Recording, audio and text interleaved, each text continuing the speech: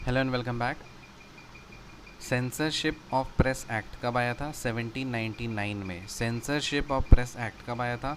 1799 में। Lord Wellesley enacted stringent press restrictions anticipating a French invasion. Almost wartime press regulations including pre-censorship were imposed. So Lord Wellesley ने क्या किया? काफ़ी stringent press restrictions लगा दिया और एंटिसिपेटिंग अ फ्रेंच इन्वेजन, मतलब उसको लग रहा था कि फ्रेंच लोग जो है ना वो भारत पे मतलब इन्वेड करेंगे, इसलिए वो स्ट्रिंजेंट प्रेस रिस्ट्रिक्शंस लगा दिया गया था। Almost war time press regulations including pre censorship were imposed. So war time press regulations की तरह सिचुएशन हो गई थी और प्री सेंसरशिप इंक्लूड हो गया था और वो सब इम्पोज कर दिया गया था। सो सेंसरशिप ऑफ प्रेस एक्ट कब आया था? 1799 में। Lord Wellesley enacted stringent press restrictions anticipating a French invasion.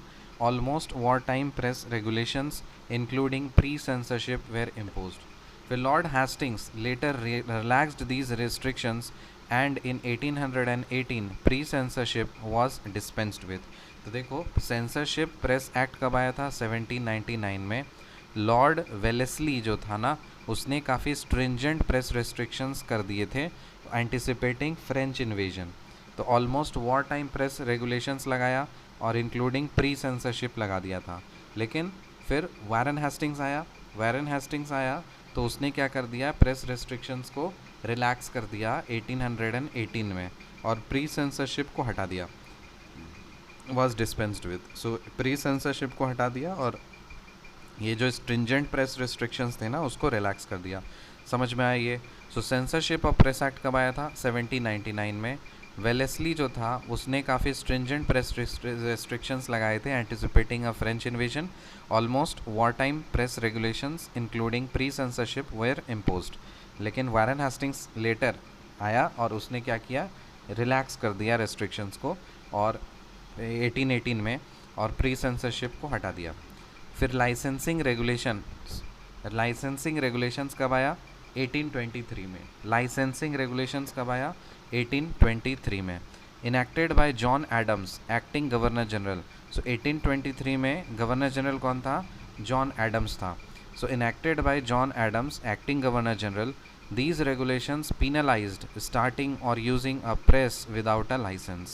Initially directed primarily against Indian language newspapers or those edited by Indians. So Rajaram Mohan Roy's Mirat ul Akbar had to stop application. Meerut उल अकबर जो था ना ये publication किसका था? राजाराम मोहन रॉय का था। तो देखो लाइसेंसिंग रेगुलेशंस कब आया था? 1823 में। तो ये जॉन एडम्स था उस समय का गवर्नर जनरल, भाई बड्डी हरामी था। इसने क्या किया था कि लाइसेंस मतलब कंपलसरी कर दिया था कि मतलब अगर कोई भी प्रेस बिना लाइसेंस लिए अगर कोई प्रेस चला रहा है ना तो फिर उसको पिनलाइज किया जाता था। और स्पेशली जो इंडियन वाला प्रेस था ना, जो इंडियन लैंग्वेज में था न्यूज़पेपर्स और जो इंडियंस एडिट करते थे उन पे ज़्यादा ये मतलब उंगली करता था ये। फिर उसी तरह से इसी का रिज़ल्ट ये हुआ था कि राजा राम मोहन रॉय का एक न्यूज़पेपर था, पब्लिकेशन था मिरत उल अकबर, और इसको स्टॉप करना पड़ा पब्लिकेशन को। सो लाइसेंसिंग रेगुलेशन कब आया था? 1823 में। इनैक्टेड बाय जॉन एडम्स ने इनैक्ट किया था इसको, which was the acting governor general था उस समय का। So these regulations penalized starting और using a press without a licence. So initially directed primarily against the Indian language newspapers or those edited by the Indians. Rajaram Mohan Roy's Mirat ul Akbar had to stop publication. समझ में आया? फिर है press act of 1835 और Metcalfe act. Press act of 1835 और Metcalfe act. Press act of 1835 और Metcalfe act. So governor general Metcalfe था, उसने क्या किया? Repealed the 1823 ordinance. 1823 वाले ऑर्डिनेंस को हटाया and earned the title liberator of the Indian press. तो जो जॉन एडम्स ने था ना कि वो लाइसेंस को मैंडेटरी करता था, इंडियन न्यूज़पेपर्स पे उंगली करता था, तो वो क्या किया? मेट कैल्फे ने आकर के उसको हटा दिया, ऑर्डिनेंस लेके आया, उसको रिपील कर दिया कि नहीं ऐसा नहीं करेगा, प्रेस को हम आज़ादी देंगे। सो उसको बोला जाता है, मेट कैल्फे को बोला जाता है liberator of the Indian press. ठीक है, It mandated precise accounts of publication premises and the option to cease functioning it if required. So क्या किया इसने? It mandated precise accounts of publication premises.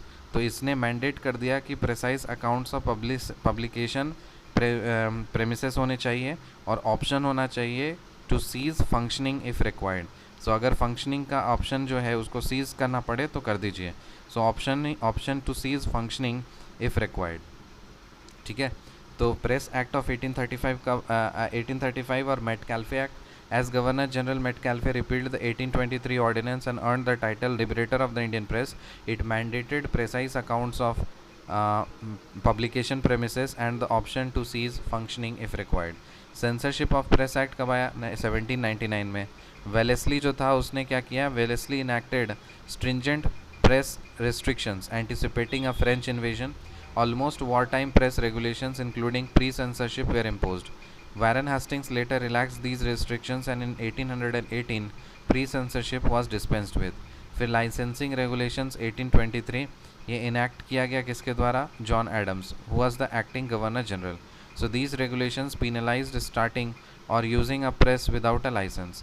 Initially directed primarily against Indian language newspapers or those edited by Indians. Raja Ram Mohan Roy's Mirat ul Akbar had to stop publication. फिर है press act of 1835 और Metcalfe act. As governor general Metcalfe repealed the 1823 ordinance and earned the title liberator of the Indian press. It mandated precise accounts of publication premises and the option to cease functioning if required. See you in the next video. Till then, bye.